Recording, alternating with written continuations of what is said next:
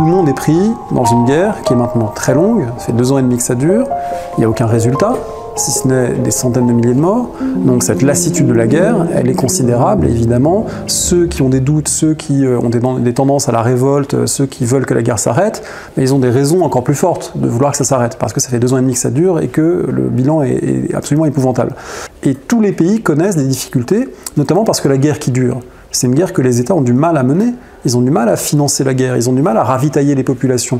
Lorsque les soldats écrivent chez eux, parfois ils reçoivent des lettres leur disant « Chez nous, on n'a pas à manger, le pain est rationné, le prix de la viande a augmenté, etc. » Autrement dit, la situation de guerre, c'est une situation qui pèse énormément sur le quotidien des gens.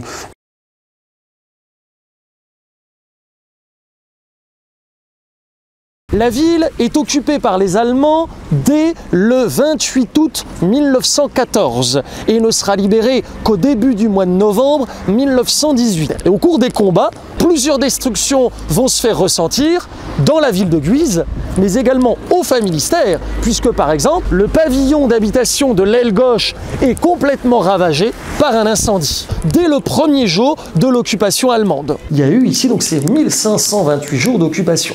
Et les Allemands, pendant tout ce temps-là, ils ne se sont pas tournés les pouces. Ils vont commencer par aller dans l'entreprise pour réquisitionner les matières premières, ensuite pour produire pour le compte ici donc de l'armée allemande des appareils de chauffage et des appareils de cuisson. Mais la ville va subir de nombreuses destructions, de nombreuses privations et surtout ici donc un pillage en règle, que ce soit des bâtiments d'habitation, des bâtiments d'équipement et de l'entreprise par les forces allemandes, par les troupes d'occupation.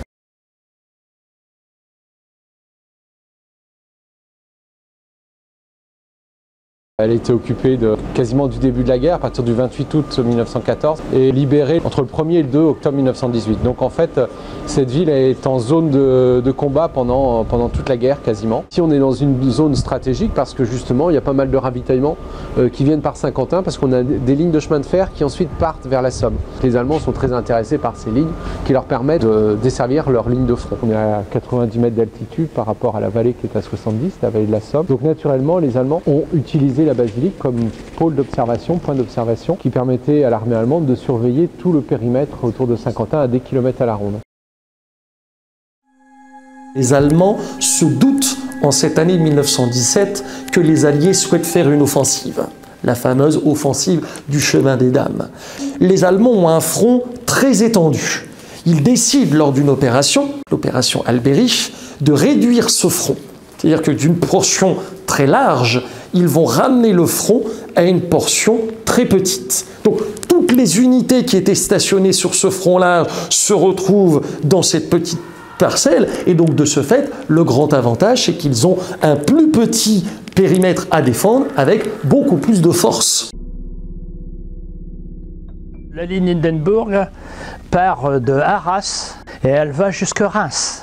165 km. Elle consiste en fortification, c'est-à-dire des tranchées, des réseaux de barbelés et beaucoup de blocos. La ligne a été construite à partir de septembre 1916 et elle a été terminée au mois d'avril 17.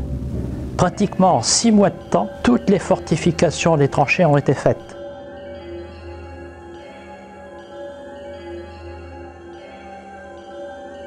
Alors, le tunnel de Riqueval, il faut savoir que c'est un tunnel qui date de l'époque de Napoléon Ier. Alors, le tunnel de Riqueval, en fait, sert surtout à amener en fait, le charbon des mines du Nord, pendant très longtemps, vers la région parisienne, parce que le canal de Saint-Quentin, où justement donc, transitaient de nombreuses péniches, c'était le seul moyen, par voie d'eau, d'aller de Paris vers le nord de la France. Alors, ce fameux tunnel, 5,5 km en gros de longueur, les Allemands en ont profité, c'était un abri naturel. Ils ont fait rentrer les péniches dans le tunnel et ils ont ouvert les péniches et ça a servi d'abri, d'hôpital et d'infirmerie. Ils étaient à l'abri des bombardements et ils avaient bouché les 2 entrées. En 5,5 km, on a de quoi faire. Les ravitaillements aussi, les munitions, la nourriture, etc. Et puis les réserves d'hommes étaient là, ils étaient à l'abri, ils pouvaient sortir. Sauf que ce recul des Allemands entraîne la libération, ou tout du moins l'évacuation d'une partie ici donc du territoire français. Mais avant de partir, que font les Allemands? Ils appliquent la politique de la terre brûlée. Ils détruisent tous les réseaux, communications, infrastructures, industrie, tout ce qui est également fermes, champs, etc., pour empêcher que les Alliés puissent s'en servir. En mars 1917, l'armée allemande, le génie militaire allemand, avait miné tout l'édifice, c'est-à-dire qu'ils avaient creusé dans les piliers, ils avaient creusé 91 trous de mine destinés à recevoir de la dynamite pour, en cas de repli, dynamiter le bâtiment pour pas qu'il soit utilisé par les armées alliées comme pôle d'observation. C'est un exode forcé à Saint-Quentin parce que chaque ville, chaque campagne a eu un traitement différent suivant les circonstances. L'exode commence le 1er mars. Courant février, l'autorité allemande prend contact avec la ville de Saint-Quentin, avec le maire, M. Gibert, en disant ben voilà, bientôt la population va partir. Le maire obtient que les familles ne soient pas séparées. Les gens ne savent pas ce qu'ils vont devenir. Et on le voit dans les témoignages écrits des gens, ils en parlent comme un départ définitif. Il n'y a pas l'idée d'un retour. Les Allemands évacuent toute la population de Saint-Quentin en 3 semaines. Les 40 000 habitants partent dans des trains en direction du nord de la France et de la Belgique. Et à partir de ce moment-là, Saint-Quentin change de statut parce que c'est plus une ville avec des civils, c'est uniquement une zone de combat par laquelle passe la fameuse ligne Hindenburg. À partir du moment où il n'y a plus la population, les Alliés vont pouvoir tenter de déloger, on va dire, l'armée allemande de Saint-Quentin en les bombardant. Et ça va complètement bouleverser la ville, puisque au lendemain de la guerre, on considère qu'elle est à plus de 70% détruite. Et donc l'armée allemande et les soldats allemands se sont, on va dire, enterrés. C'est-à-dire qu'ils ne sont pas restés en surface pour se prendre les bombes. Ils ont tout de suite vu l'intérêt d'occuper ces souterrains pour se protéger.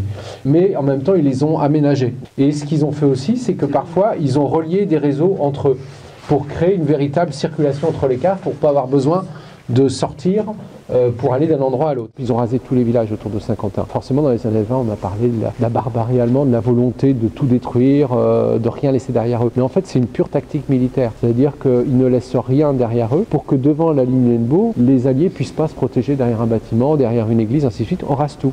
On bouche les pluies, comme ça les armées adverses ne pourront pas utiliser l'eau. Ils ont coupé tous les arbres, comme ça ils ne pourront pas utiliser le bois. C'est vraiment une tactique militaire. Donc ça veut dire que ça oblige les Alliés à avancer. Et plus ils avancent, plus ils s'essoufflent, plus ça tire leur ligne de ravitaillement et plus ça essouffle les hommes. Et donc là, les Allemands pourraient, dans ce cas-là, enchaîner avec ici donc une contre-offensive.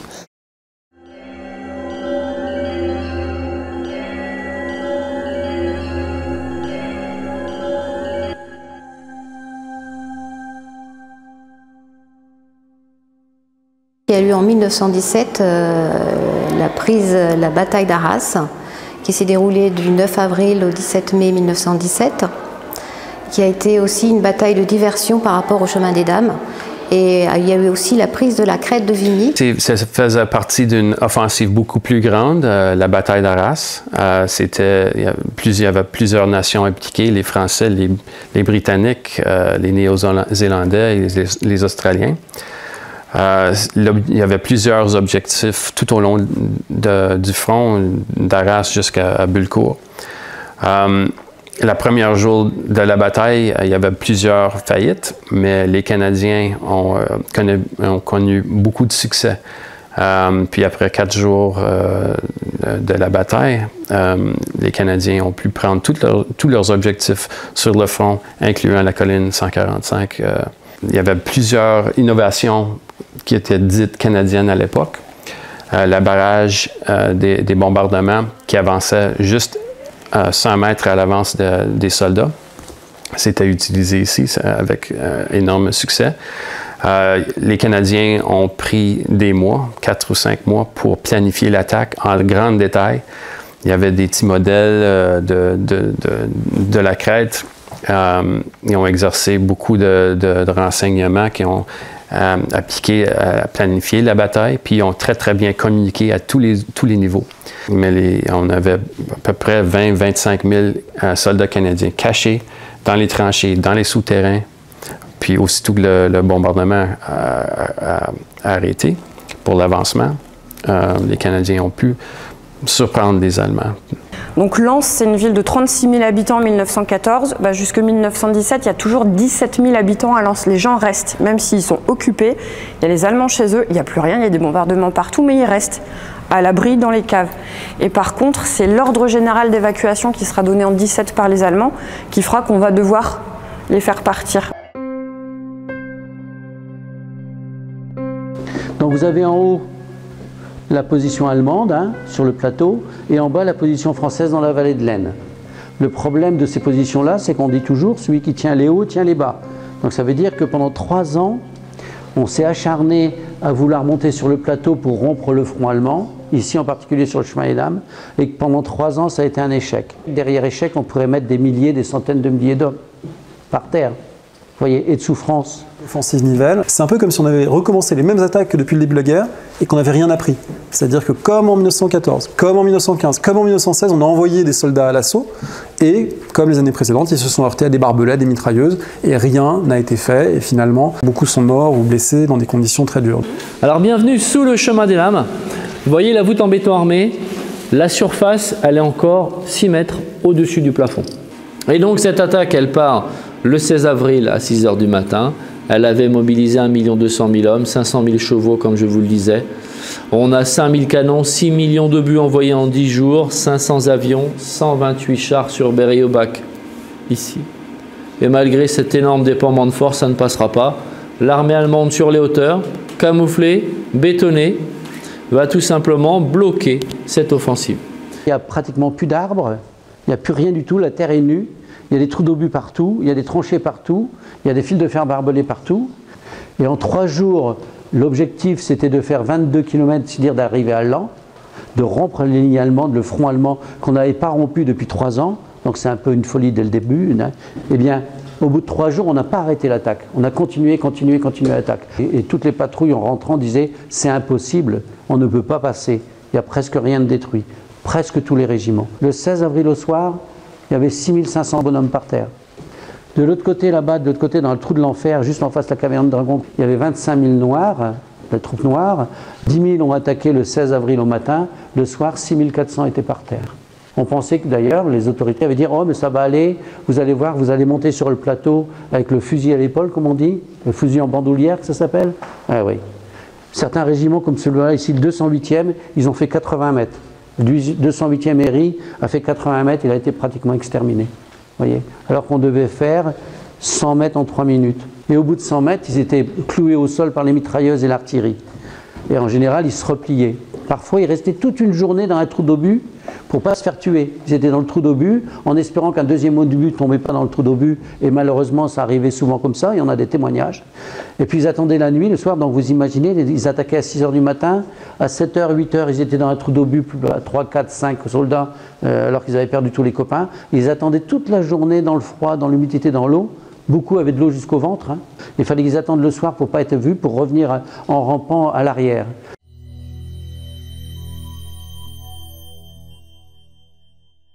Pendant longtemps, des gens ont cru en France que les mutins étaient des bolcheviks, que les mutins étaient des révolutionnaires qui avaient préparé leur coup et qui n'attendaient qu'une occasion pour faire un complot révolutionnaire comme en Russie. Bon, c'est pas du tout le cas. Ce qui se passe en revanche, c'est que les soldats français de l'époque, ils sont comme vous et moi, ils vivent dans une société où on s'informe.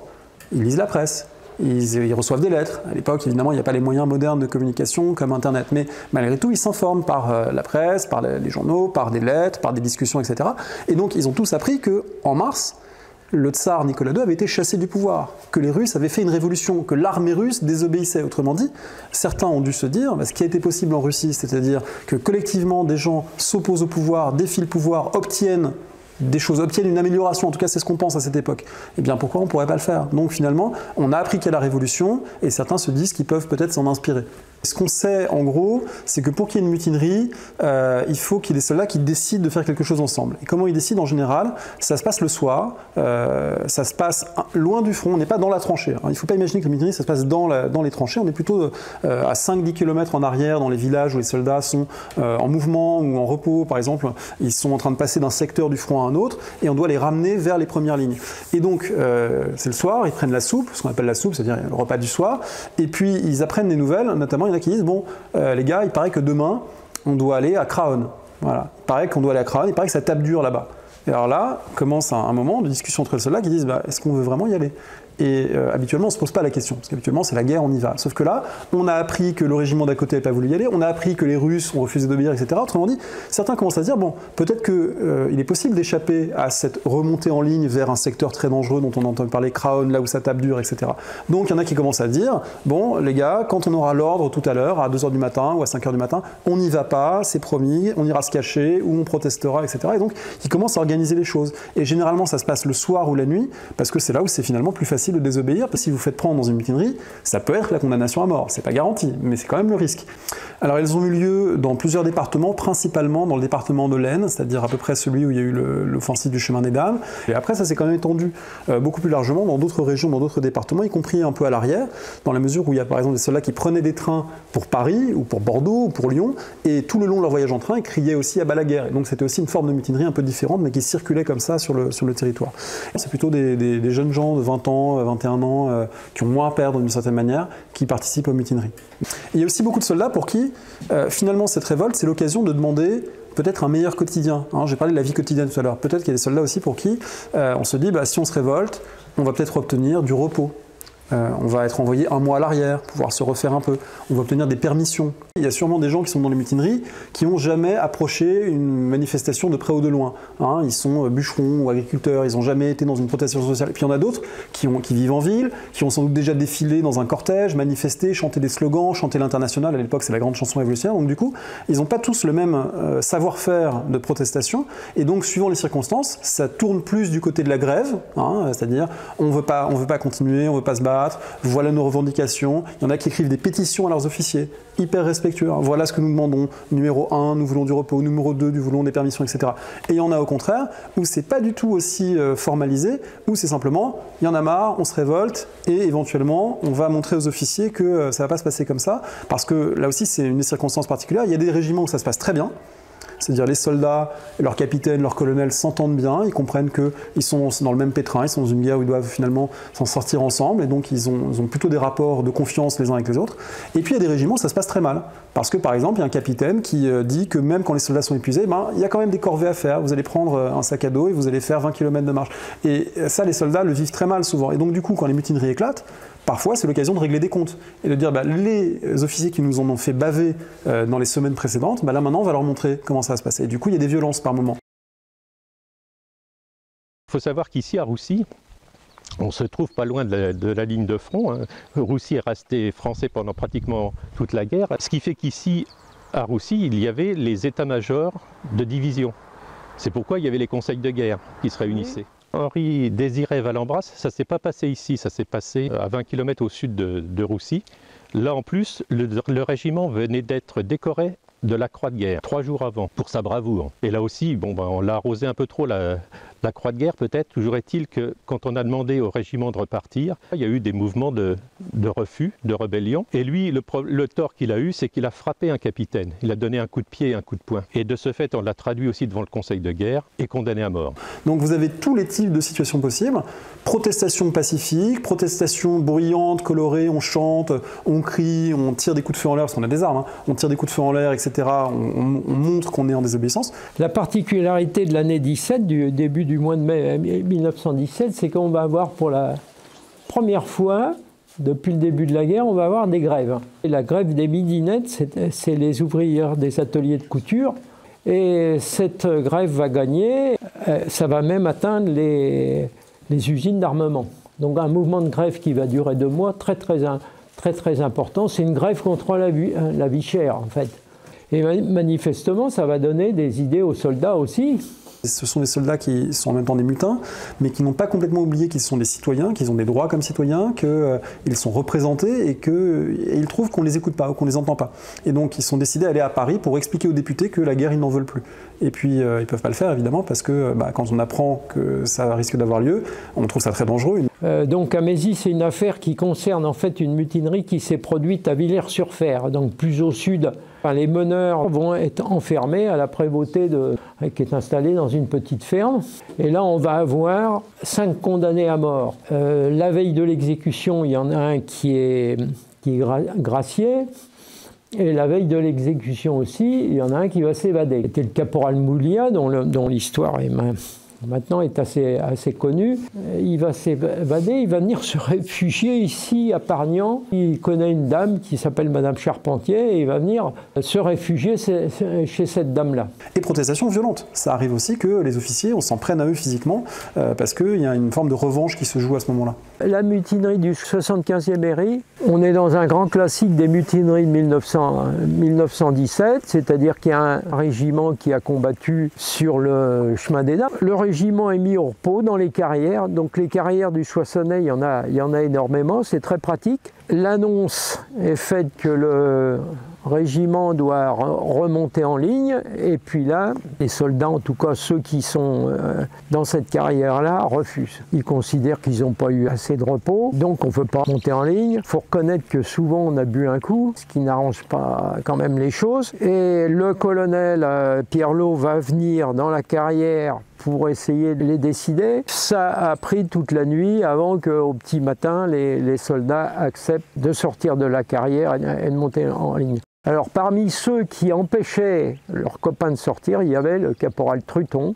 Truton va être arrêté avec d'autres et ça va être le seul condamné à mort. L'officier va prendre un des soldats et lui dire « Je te donne l'ordre de monter en ligne ».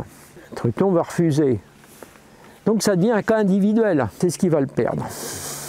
Alors Truton n'a pas du tout la notion d'avoir commis quelque chose d'important, puisque quand, dans l'attente de son jugement, il va écrire une lettre à sa femme, et puis en disant, bon ben voilà, il y a eu un problème, on a refusé de monter en ligne, mais t'inquiète pas, c'est pas grave, de toute manière, je dois aller bientôt en permission, j'aurai ma permission.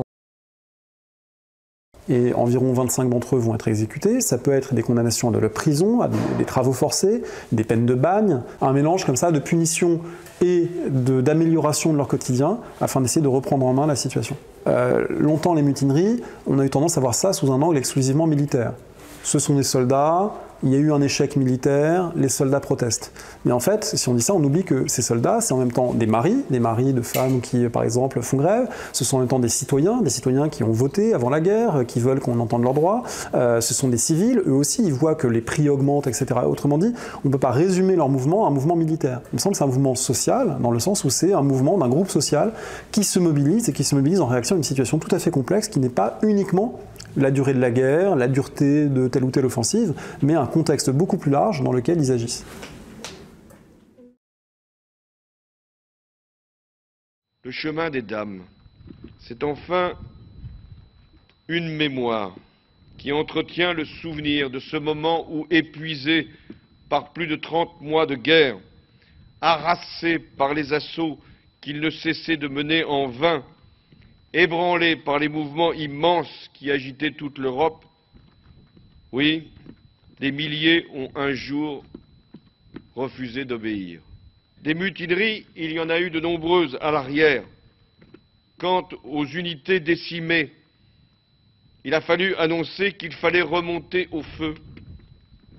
Quant à des hommes qui avaient déjà vu 1000 fois l'enfer, il a été refusé des permissions qu'ils attendaient depuis trop longtemps. Des mutineries, il y en a eu quand l'échec patent de l'offensive de Nivelles avait tué l'espoir. Il leur a été dit de repartir au feu, alors même que la victoire s'échappait. Les sanctions furent lourdes. Pour l'exemple, en 1917, 26 militaires français ont été exécutés sur des centaines qui avaient été condamnés à mort. Mais il est vrai qu'à ce moment-là, le commandement et les autorités de la République ont pris conscience qu'il fallait faire preuve aussi de clémence et de compréhension.